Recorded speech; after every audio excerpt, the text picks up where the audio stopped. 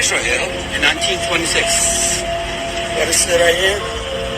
Oh, it's Palestine. I'm sorry, it's not Israel. Oke, ada yang nanya dari Moh Miras, apakah benar? Benar. Jadi sebelum Perang Dunia I, emang Palestina itu merupakan bagian dari teritorinya Turki Utsmani. Dan Palestina itu punya Turki Utsmani, atau Turki Ottoman namanya. Kemudian di tahun 1914 hingga tahun 1918 terjadilah Perang Dunia I, teman-teman. Turki Utsmani kalah.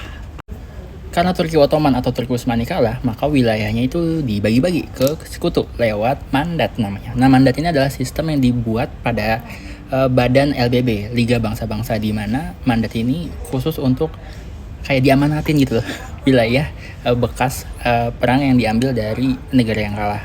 Nah, kebetulan Palestina dan Transjordan itu dimandatkan ke Inggris atau Britania. Jadi namanya Mandat for Palestine atau Britain Mandate for Palestine.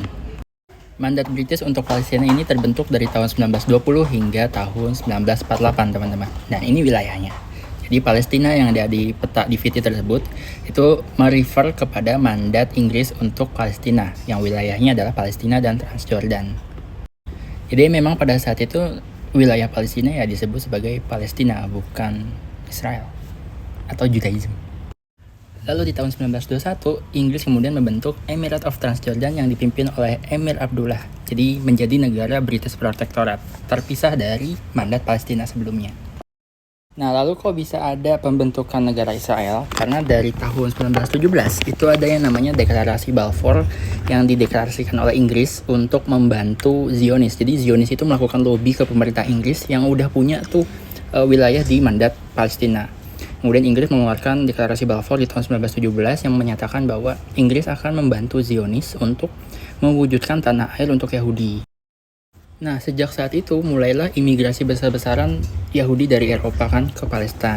Nah, sebenarnya di Palestina itu udah ada Muslim, udah ada Kristen, udah ada Yahudi duluan. Jadi pendatangnya ini ya, Yahudi pendatang ini kemudian membuat kericuhan.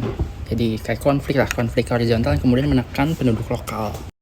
Dan kemudian terjadi Perang Dunia Kedua, lalu proses imigrasi malah tambah banyak lagi Yahudi dari Eropa karena ada Holocaust yang dilakukan oleh Nazi. Nah, setelah Perang Dunia Kedua, Inggris itu capek ngurusin Palestina yang konflik mulu. Jadi dia cuci tangan dengan menyerahkan masalah ini ke PBB yang baru terbentuk waktu itu. Dan kemudian PBB di tahun 1947 mulai melakukan partisi seperti ini, di mana setengahnya ke negara Yahudi, setengahnya negara Arab. Tapi pembagiannya itu nggak adil karena sebagian wilayah yang subur itu masuknya ke Yahudi. Padahal warga Palestina itu udah duluan di situ gitu, dan komposisinya waktu itu nggak 50-50, jadi Arab itu lebih banyak 70% dibandingkan dengan Yahudi. Tapi kenapa tanahnya dibagi dua 50-50, itu kan nggak adil. Lalu kemudian di tahun 1948 Yahudi mendeklarasikan pendirian negara Israel walaupun ditentang oleh warga lokal. Ya, warlock itu pada nggak setuju. Jadi kemudian karena warlock nggak setuju dan terjadi persekusi ya. Coba kalian googling peristiwa Nakba di mana ada pembantaian Yahudi pendatang ke komunitas Arab yang udah ada duluan di situ. Jadi warga di situ tuh dipersekusi dan ada genosida.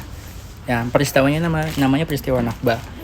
Kemudian karena Israel terbentuk, negara-negara Arab kesel kan, jadi ya diserang tuh Israel dan terjadilah perang Arab Israel pertama yang kemudian dimenangi oleh Israel. Kemudian ya wilayahnya nambah terus sampai sekarang gitu.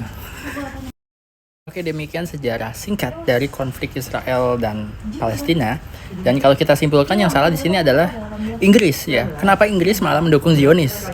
Inggris memang bikin perkara mulu dia.